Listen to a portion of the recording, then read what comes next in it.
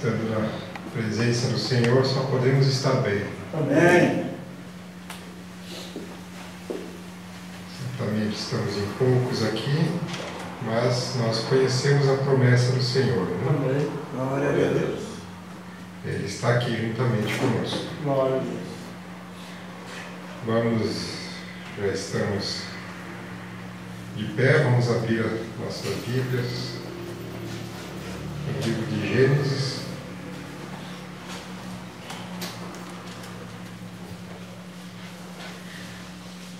Capítulo 2, versículo 9. Depois vamos ler ainda o versículo 16. Capítulo 2, versículo 9. O nosso pastor está em viagem, está lá para o Recife, não é? Todos têm conhecimento. Juntamente com a irmã Santa, a Usana. Mas nós não podemos sair daqui do nosso posto de dever, não é? Devemos manter firme aqui. Aleluia. Aqui então a palavra nos diz assim: do solo fez o Senhor Deus brotar toda sorte de árvores agradáveis à vista e boas para alimento, e também a árvore da vida no meio do jardim, e a árvore do conhecimento do bem e do mal. Agora no versículo 16 e 17. E o Senhor Deus lhe deu esta ordem: de toda a árvore do jardim comerás livremente, mas da árvore do conhecimento e do bem e do mal não comerás, porque no dia em que dela comeres, certamente morrerás. Amém. Agora vamos ainda para o capítulo 3, versículo 17. E a Adão disse: visto que atendeste à voz da tua mulher e comeste da árvore que eu te ordenara não comesses, maldita é a terra, por tua causa em fadigas obterás dela o sustento durante os dias de tua vida. Ela produzirá também cardos e abrolhos, e tu comerás a erva do campo. No suor do rosto comerás o teu pão, até que tornes a terra, pois dela foste formado, porque tu és pó, e ao pó tornarás. Ainda no versículo 22. Então disse o Senhor Deus: eis que o homem se tornou como um de nós, conhecedor do bem e do mal. Assim que não estendas a mão e tome também da árvore da vida, e coma e viva eternamente, o Senhor Deus por isso o lançou fora do jardim do Éden, a fim de lavrar a terra de que fora tomado. E expulso o homem, colocou querubins ao oriente do jardim do Éden, e o refugir de uma espada que se revolvia para guardar o caminho da árvore da vida. Amém. Precioso Deus e eterno Pai, muito obrigado, Senhor Jesus Cristo, Aleluia. pelo conhecimento que o Senhor tem nos dado da sua palavra, Senhor. Glória a Deus. Por esse profeta, pela revelação que o Senhor tem permitido a nós, Senhor Jesus, por podermos chegar, Pai, até este conhecimento e desta verdade, Pai. Meu Deus. Sabemos que o Senhor tem feito isto por nós. Nós não temos nada de nós mesmos. Meu O Deus. Senhor que tem nos revelado isto, Glória a Pai. Deus. Muito obrigado, precioso e eterno Pai. Agora, Senhor, rogamos Glória a Deus. que o Senhor torne vida essas palavras, Pai, Meu Deus. em nossas vidas, Pai. Glória a Deus. Que não fique somente em letras e palavras, Senhor, Meu Deus. porque isto mata. Mas sabemos que o Espírito do Senhor vivifica. Amém. O Espírito do Senhor é que traz vida. Glória a Deus. Toma conta de nós nesta manhã, Força nosso Senhor. coração. Em nome do Senhor Entra na Jesus sua vida. Cristo. Aleluia. Amém. Amém. Pode assentar-se. Então, pela graça do Senhor, podemos estar aqui, Amém. e somente pela graça dele. Amém. Sabemos que nós somos completamente dependentes da graça dele. As pessoas hoje em dia estão muito confiadas nas coisas materiais, nos seus próprios entendimentos, nos seus próprios conhecimentos. Mas nós, como cristãos revelados desta palavra, sabemos que não é assim, não é? Nós dependemos unicamente do Senhor Jesus Cristo. E o que aconteceu justamente ali no princípio foi isto: que o homem tentou procurar um conhecimento. Quando chegou aquela oportunidade de ter o conhecimento, de chegar a entender alguma coisa por si próprio, o homem, mesmo estando ali no paraíso, quando eu falo do homem, estou falando do homem e da mulher, né? Mesmo estando ali no paraíso, com todas as bênçãos, as maravilhas do Senhor ali, com todas as coisas boas que tinha para eles ali, viviam sem preocupação, era somente regozijo, somente paz, não havia doenças, não havia problema algum, não é? Mas mesmo assim, eles tendo a oportunidade de chegar a ter um conhecimento próprio, aquela vontade de andar por seu próprio entendimento, não é? Não resistiram àquela tentação de comer daquele fruto da árvore do conhecimento do bem e do mal. E nós sabemos que a árvore do conhecimento do bem e do mal, ela traz tudo que ela traz, tudo que ela tem trazido, mesmo as coisas boas, digamos assim, que tem trazido, aquilo traz um mal junto, né? Tudo que o homem produziu através do seu conhecimento, da sua sabedoria, do seu entendimento, atrás daquilo vem algo ruim. O homem fez um automóvel é algo muito bom, algo que foi dado pela ciência, pelo conhecimento que o homem adquiriu. Mas o automóvel, mesmo sendo tão bom, tem trazido mais morte do que todas as guerras do mundo, né?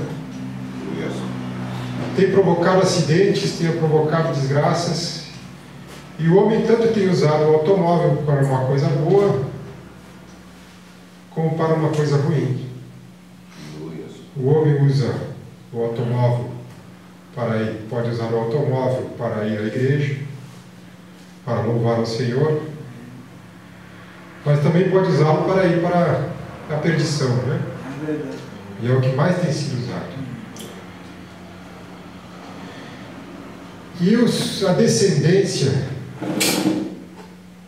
de Caim é a que mais tem se aproveitado dessas situações, né? Do conhecimento. Logo que eles foram expulsos ali do paraíso, a descendência de Caim já foi construir cidades. Já foram dominar o aço, já foram dominar o bronze, já foram ter domínio sobre todo esse conhecimento, né? Foram se estribar nisso, foram procurar achar sua segurança nisto. Quando eles dominaram o aço, qual foram as primeiras coisas que começaram a fazer? O aço é tão bom, não é? O domínio sobre o aço, o domínio sobre o ferro, não é? Dá para construir tantas coisas boas com isso. Mas a mente humana já procurou usar esse conhecimento para quê? Para construir espadas, não é? Armas. Para matar um ao outro. É este conhecimento que Deus estava querendo manter escondido ali, mas o homem quis para si. Mas vamos indo adiante aqui, vamos ver tudo que o conhecimento traz ao homem, não é?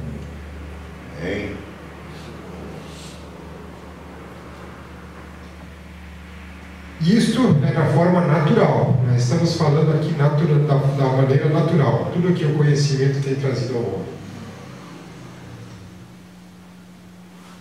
Mas também tem aquele conhecimento espiritual que o homem tem procurado ter para si mesmo. E é isso que mais tem causado mortes nesses últimos tempos. É isso que mais tem causado problemas para evitar que o homem chegue na presença do Senhor. Ali estava a árvore do conhecimento do bem e do mal, mas também estava a árvore da vida. E nós vamos ver aqui mais adiante que o homem não pode estar em uma árvore e estar na outra ao mesmo tempo. Ou ela está em uma, ou ela está em outra. Agora, lembrando aqui, começa dizendo aqui nesta mensagem aqui, por que as pessoas são tão inconstantes? Ele diz assim: essas pessoas que parecem ser muito religiosas, parecem ter um desejo tão profundo e diariamente pesquisam, estudam com cuidado e buscam a Deus e nunca chegam a qualquer tipo de conclusão, onde eles possam estabelecer ou se ancorar em Cristo. E isso eu aprendi por experiência que são pessoas intelectuais. Agora, falando disso, há dois tipos diferentes de cristianismo. Parece estranho, mas eu não diria dois tipos diferentes. Eu digo que duas fases diferentes. Seria uma expressão melhor para usar. Não dois tipos, duas fases. O mesmo cristianismo, mas duas fases dele. Uma delas é uma concepção intelectual ou mental na maneira de entender o que Deus disse em sua palavra sobre Jesus Cristo. E a outra é uma experiência experimentada que Deus deu ao homem em seu coração. Um deles, o intelectual, é faminto. Ele está se deleitando em Deus, mas o seu regozijo não dura. O outro parece ter vitória o tempo todo. Não há nada que o incomode. Eles estão tão sólidos e ancorados quanto podem estar. Nenhuma prova, nenhuma tempestade os incomoda, de maneira alguma. Mas eles parecem ter algo acerca de si que as pessoas que são cristãs e que tentam viver para Deus admiram esse tipo de cristão. E muitas vezes me perguntei: Senhor, o que é que essas pessoas têm que outros desejam tanto e ainda parecem falhar em obtê-lo? Então, veja bem, há duas formas, não é? Aquela intelectual e aquela que atinge o coração.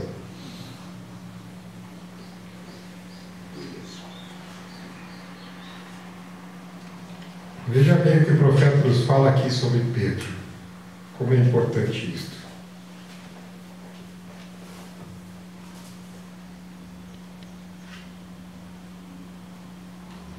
A mensagem é a prova da sua ressurreição.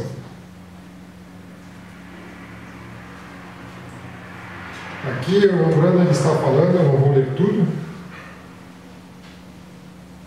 mas ele estava falando aqui quando Jesus estava passando ali e curava um e deixava os outros, sem a cura.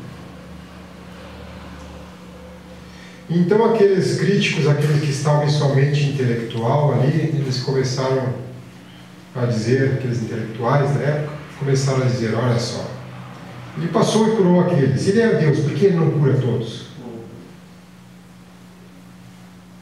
E ele disse que não estava sendo diferente quando o irmão Brandon, próprio ele, estava ali. E havia pessoas na congregação que eram curadas e outras que não eram. E as mentes intelectuais ficavam ali, né, pensando. Talvez até não falavam, mas pensavam: olha, por que fulano foi curado? Por que aquele não foi? Por que aquele aleijado andou? Por que aquele cego viu e aquele continua sem enxergar? Esta é a maneira intelectual de ver as coisas. Mas aqueles que estavam ali, que não estavam, aqueles iletrados, Pedro que estava ali iletrado, e todos os apóstolos, todos os seus discípulos, melhor dizendo, que estavam ali, não estavam simplesmente olhando as coisas pelos olhos naturais. Eles estavam vendo que ali estava o Messias. Amém. Ali estava a promessa. Seus olhos estavam abertos. Aí o Moreno fala aqui então naquela mulher no poço, quando Jesus lhe revelou a sua vida, ela não ficou olhando para a maneira de Jesus tão simples, mas olhou para o que Jesus estava fazendo, revelando a sua vida. Então ele diz assim: aí está, o que foi aquilo? Um sinal do Messias. Amém, note. E lá eles entenderam mal. Eles não entenderam o que aquilo significava. Aquilo cegou os seus olhos. Seus milagres e coisas cegaram os seus olhos. Os milagres cegaram os olhos deles. E assim é hoje. As mesmas coisas cegarão os olhos da mente carnal, porque não podem entender as coisas de Deus. É contra Deus. É um inimigo de Deus. A mente humana é uma inimiga de Deus. Aquela mesma coisa que abre os olhos de um, cega os olhos de outro. Você tem que sair de sua própria mente humana e nascer de novo pelo Espírito Santo e receber a mente de Deus em você. Aí então você poderá crer nessas coisas. Então isso se torna uma realidade. Amém. Agora observe, quando ele esteve aqui, as coisas que ele fez, quando ele estava partindo, ele disse à sua igreja, depois de sua ressurreição, ele disse: eis que estou convosco sempre até o fim do mundo. Os olhos deles foram abertos, eles entenderam isso. Pedro e os demais, antes disso, depois de serem o seu amigo, os olhos deles foram abertos. Eles entenderam isso. Pedro e os demais, antes disso, depois de serem o seu amigo do peito, andaram com ele, conversaram com ele. E Pedro disse: ó, estou tão desencorajado, depois dessa morte ali em cima. E eles o sepultaram. Veja bem, os próprios discípulos, o próprio Pedro, que tinha estado com Jesus, tinha andado com Jesus, naquele momento, após, quando Jesus havia sido crucificado, eles ficaram ali abalados. Por quê? Eles ainda não tinham tido a experiência com Deus. Eles ainda não tinham passado pela experiência do Pentecostes. Eles ainda estavam na sua mente humana. Depois dessa morte ali em cima, eles o sepultaram. Estou tão desanimado, acho que vou pescar. Então os discípulos estavam por ali e disseram: bem, nós vamos com você. Então eles foram, pegaram suas redes, desanimados, uma vez crentes, teologia mental. Eles creram uma vez naturalmente. Mas quando apareceu uma pequena prova, tudo caiu aos pedaços. Veja bem, eles estavam crendo no Senhor Jesus. Mas ainda era algo natural. Porque a mente é a nossa porta de entrada. Não é? Tem que passar por essa parte, por essa etapa. Glória a Deus. Tem que passar pelo entendimento intelectual. Esta é uma etapa, é uma fase. Mas não pode ficar nisso.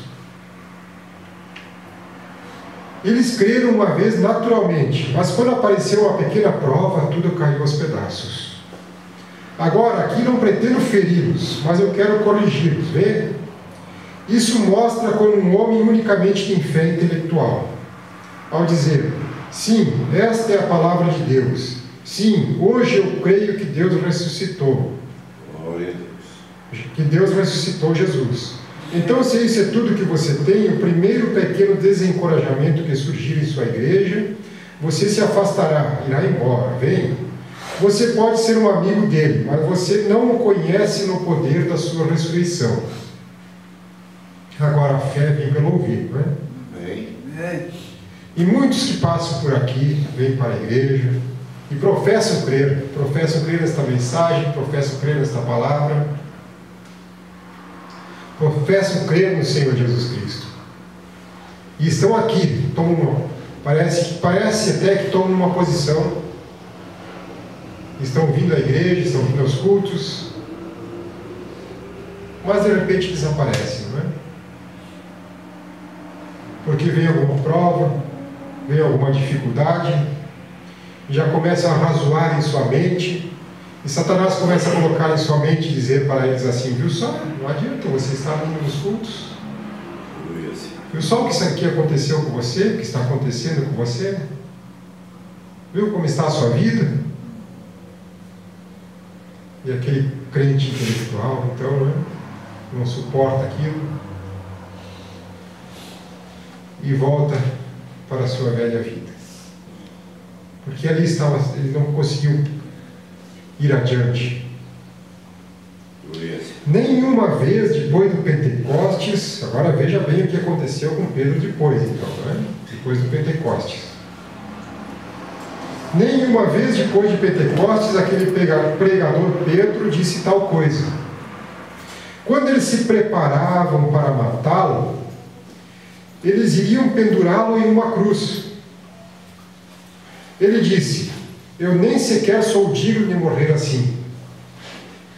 Vire meus pés para cima, minha cabeça para baixo, porque meu Senhor morreu nessa posição, com a cabeça para cima.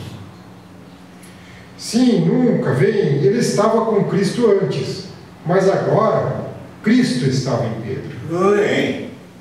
Aí que estava a diferença, não é? Glória a Deus. Primeiro Pedro negou Jesus, andou com Jesus, estava ali com Jesus, viu os milagres, viu tudo acontecer, mas ele ainda estava em sua fé intelectual. Mas depois daquela experiência do Pentecostes, então Jesus estava nele.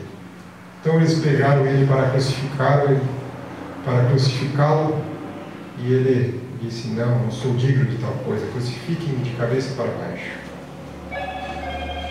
Isso aconteceu com Paulo, né? Paulo, quando levaram para decapitá-lo, conta a história que ele disse que não precisavam colocar aquele capuz preto na sua cabeça. Diz que ele deitou de cabeça para cima da guilhotina e disse: morte, onde está a sua vitória? Inferno, onde está o seu aguilhão? Ele não estava temendo a morte. Ele não estava temendo a guilhotina, porque ele havia passado a experiência com o Senhor, né? Sua fé não era intelectual.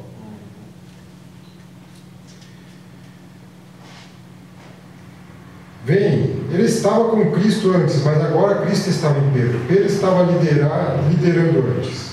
E depois que o Espírito Santo veio, então o Espírito Santo tomou a liderança. Pedro ficou em segundo plano e o Espírito Santo liderou. Amém. Aleluia. Glória a Deus. Eu vou ser breve. Quero passar aqui já para outra mensagem. Glória a Deus. Para onde foi a tua força, Sansão?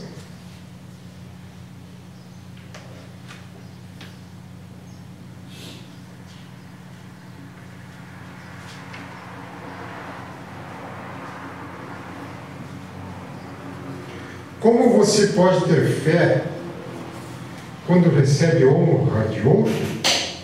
Acabou de tirar o melhor, está tirando o poder oculto da igreja. Está tirando isso das pessoas. Estamos tentando agir como o mundo. No jardim do Éden, havia uma árvore do conhecimento e o homem tem se agarrado completamente àquela árvore do conhecimento. Lembre-se, quando você está vivendo ao pé da árvore do conhecimento, comendo a fruta que cai dela, você está longe da árvore da vida. Você não pode estar em ambas ao mesmo tempo. Você faz gigantes intelectuais, isso é verdade, e grandes filósofos, mas nós não precisamos deles como filósofos. Nós, na igreja, precisamos de cristãos humildes, nascidos de novo. Amém. Isso me lembra de cada denominação que está tentando educar seus ministros para uma posição um pouco mais elevada. Para ter uma igreja, um grupo mais intelectual, eles constroem os edifícios mais finos agora. O povo pentecostal, alguns deles custam milhões de dólares e estão pregando que o Senhor está vindo imediatamente. Mas isso não faz sentido para mim, vê? Mas eles fazem isso porque o mundo faz isso, porque os demais estão fazendo. Nós não nos importamos com o que os demais estão fazendo. Viver retamente diante de Deus, essa é a coisa principal. Mas no jardim do Éden, o diabo escolheu a cabeça do homem e Deus o seu coração. Glória a Deus. E agora o diabo entra na parte intelectual e traz sua religião para o intelectual. Você nunca conhecerá Deus intelectualmente, você tem que conhecê-lo através de um novo nascimento, nascendo de novo, o qual provém da onde? Do coração. Amém. Veja bem, a mente é a porta de entrada. A fé vem pelo ouvir. Mas se não descer ao coração, de nada adianta. O diabo chega até a mente também. E ele escolheu ficar ali. Lá no Jardim do Éden, ele escolheu ficar ali. Ali foi onde, diz o profeta, onde houve a diferença. Mas o Senhor Deus escolheu o coração do homem. Esta é a grande diferença. O orgulho da vida, a concupiscência da carne, o que o olho pode ver, mas quando Deus chega, Ele entra no coração do homem e o faz crer em coisas pela fé que seus olhos não podem ver. Porque a fé é a substância das coisas que esperam e a evidência das coisas que não se vêem. O diabo simplesmente deu uma volta nisso. E ele está fazendo isso com a igreja pentecostal. Ano após ano, vejo cair nessa mesma condição que tem derrubado outras igrejas e as tem atado. Isto é exatamente a verdade. Conhecimento, sabedoria é tudo o que pedimos. E quanto mais conhecimento eles obtêm, penso que pode falar melhor, usar uma melhor educação e falar de psicologia. E quando fazem isso, eles estão levando as pessoas para longe da Bíblia Sagrada de Deus. Eles estão afastando-as da vida e da fé. Agora apenas me faz lembrar de um livrinho que eu estava lendo aqui em Los Angeles, algum tempo atrás. Você, não quero dizer isso para cometer um sacrilégio, mas isto me impressionou. Ele tinha algum bom senso humano nisto, ou melhor, um pouco de senso de humor. Mas era algo assim, um certo galinheiro, havia um pequeno galo de olhos brilhantes, que uma manhã saltou sobre uma caixa e bateu seu biquinho contra a caixa 4 ou 5 vezes e disse: damas e cavalheiros deste galinheiro, gostaria de fazer um pequeno discurso para dizer-lhes que eu tenho obtido muito conhecimento, disse, sobre como deveríamos administrar isso para o bem de todos. Eu sei tudo o que deveríamos fazer para que tenhamos penas bonitas. Naquele galo, então, achando-se muito sábio, muito inteligente. O irmão Branham estava referindo-se a isto a tantas pessoas que acham que tem alguma coisa por terem essa sabedoria humana, essa sabedoria intelectual. E todas as franguinhas com suas pequenas cristas caídas. gargalharam e disseram: não é ele uma gracinha? Bem, isso me faz lembrar de algum desses pequenos pregadores de seminários. Então, de repente, ele continuou dizendo: eu conheço o tipo de vitaminas certas que devemos consumir para fazer crescer penas bonitas. E a maneira correta de vida que devemos viver para fazer nosso lugar um lugar melhor para se viver aqui. Ou como as pessoas estão buscando um lugar melhor para viver aqui, não é? Procurando progresso. É o que mais se ouve falar aí. Você, nas igrejas, não é? Esses lugares consideram bênçãos, bens materiais consideram bênçãos disto, né? Riquezas materiais. Procurando um lugar melhor para viver aqui. Não, este lugar não tem jeito. Este lugar é dominado por Satanás. Mas nós, como cristãos revelados, estamos procurando um lugar melhor. Amém. E enquanto o pequeno companheiro estava bem no meio do seu discurso, de fora do cercado, entrou correndo um pequeno galo, sem muitas penas nele. Aquele galo tão humilde, né? Ali talvez feio, despenado, sem sabedoria, mas ele tinha ouvido um anúncio. Ele disse: só um momento, filho, disse. Subiram 4 centavos a libra do frango. E amanhã todos nós iremos para o abate. Então, de que serve seu conhecimento? É melhor você estar certo com Deus. É o principal. Todas essas coisas terrenas, passageiras, conhecimentos terrenos, tudo isto passa. Tudo isto ficará.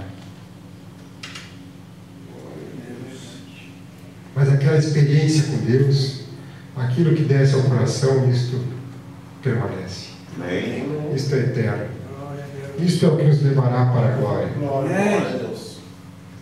Somente para encerrarmos, eu queria que vocês abrissem comigo aqui no livro de Provérbios. Esta é uma leitura bem conhecida, no capítulo 3.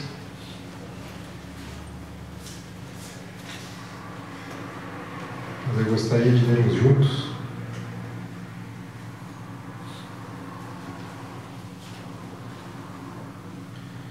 Porque aqui está a chave disso tudo, não é? O que nós precisamos.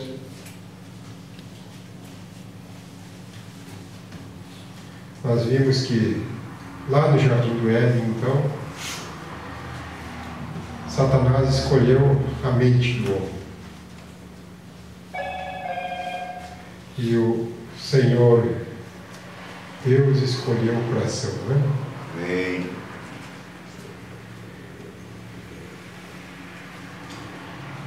Provérbios capítulo 3. Filho meu, não te esqueças dos meus ensinos e o teu coração guarda os meus mandamentos. Agora não adianta guardarmos os mandamentos aqui na mente, não é? De nada adianta. Aquele jovem rico, quando encontrou-se com Jesus, que lhe perguntou: o que farei para obter a vida eterna? Jesus disse: guarda os meus mandamentos. Ele disse: tudo isto eu faço desde a minha mocidade. Eu tenho aprendido isso, eu tenho estudado a lei, eu tenho sido ensinado a lei, eu tenho sido ensinado a palavra. Os judeus eram ensinados, não é? Eles eram ensinados desde pequenininhos os mandamentos. Deus. E aquele jovem disse: tudo isso guarda desde a minha mocidade. E o Senhor disse: vai, vende tudo que tens, dá aos pobres e segue-me. Ah, como é difícil isto, não é? Se despojar de tudo, se despojar de todo o conhecimento, de todas as coisas que nos prendem aqui. Deixar. Jesus aqui não estava referindo-se simplesmente às coisas naturais, com certeza. Porque nós sempre devemos levar a palavra para o espiritual, né? Deixe tudo que te prende neste mundo. Deixe os teus parentes. Deixe os seus amigos. Deixe os seus gostos. E vem e segue. É isso que Jesus quer que a gente faça. Mas aquele jovem, ele estava ali na sua mente, na sua intelectualidade ali somente. Ele havia sido ensinado, havia sido instruído, ele era rico, talvez tinha sido mandado para os melhores professores. Assim como Paulo tinha sido mandado, estudado ali com Gamaliel, os melhores professores da época. Mas aquilo foi demais para aquele jovem rico. Deixar tudo o que tinha. Deixar todos os seus gostos, seus prazeres, e seguir aquele homem tão simples. Seguir aquele homem que não tinha nada. Não tinha nem onde reclinar a sua cabeça. Dependia dos amigos, dependia de pessoas pobres.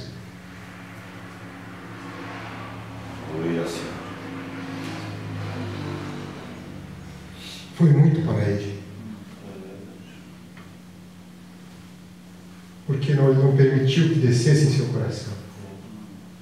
Com Paulo foi diferente. Paulo tinha um grande cargo. Mas quando Jesus derrubou ele do cavalo,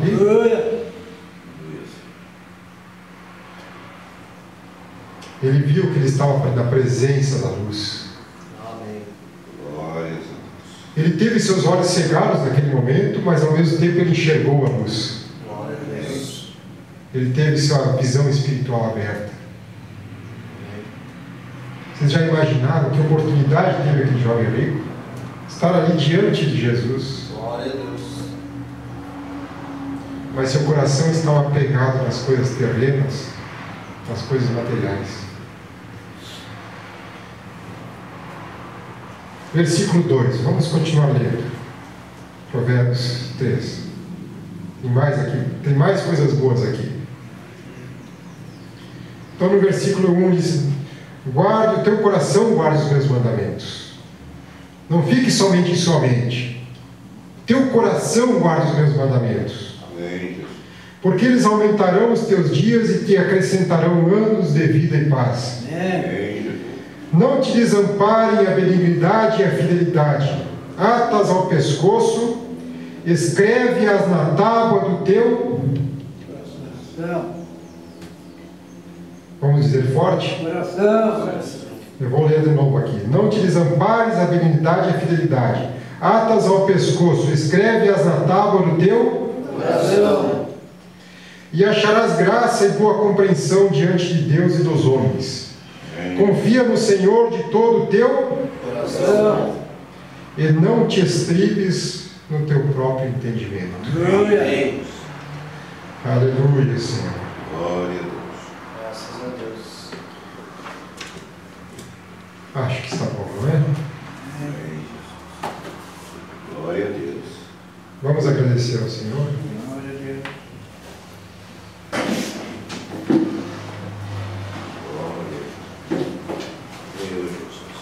Senhor Deus, precioso Pai amoroso. Obrigado, meu Deus. Obrigado, Senhor Deus, por sua graça bendita, Senhor. Obrigado, Senhor. Obrigado, Senhor Jesus Cristo, por sua palavra concedida, Pai, nosso meio. Obrigado, Senhor Jesus Cristo, pelo entendimento que o Senhor tem nos dado através dessa palavra, desse profeta, Senhor. Mas por isso não ter ficado somente em nossas mentes, Pai, mas ter descido ao nosso coração, meu Deus. Louvado seja o santo e precioso nome para todos sempre, Pai. Obrigado, Senhor Jesus Cristo, por sua graça bendita, meu Pai, por o Senhor ter nos alcançado esta manhã, Pai, com sua palavra. Guarda-nos, Senhor Jesus Cristo, guarda cada um agora na hora para seus lares, casas, e que possamos levar em nossos corações, Senhor, Pai. No nome do Senhor Jesus Cristo. E que esta tarde possamos, meu Deus eterno, precioso Pai, estarmos aqui novamente adorando ao Senhor. No nome do Senhor Jesus Cristo. Amém. Obrigado, Senhor. Amém. Amém. Aleluia. Amém. Deus abençoe. Amém. Graças a Deus. Vamos louvar o 336 porque ele vive. Vamos louvar em pé, já em seguida estaremos já nos despedindo. 336. Vamos cantar todos juntos. Amém? Deus enviou seu Filho amado para nos salvar e perdoar. Na cruz morreu por meus pecados, mas ressurgiu e vivo com o Pai está. Todos, porque Ele vive, posso crer no amanhã, porque Ele vive. Temor não há, mas eu bem sei, eu sei que a minha vida está nas mãos de meu Jesus, que vive está. Enquanto enfim chegar a hora em que a morte enfrentarei sem medo, então terei vitória, verei na glória o meu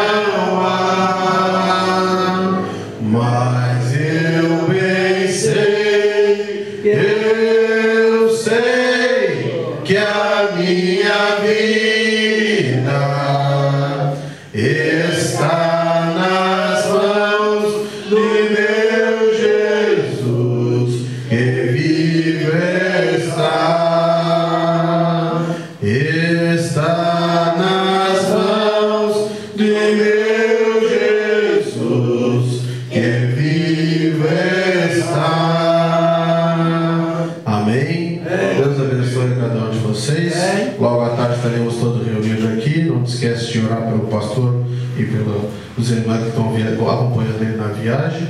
E logo à tarde estaremos todos reunidos aqui. Deus abençoe cada um de vocês. Amém. Obrigado por tudo.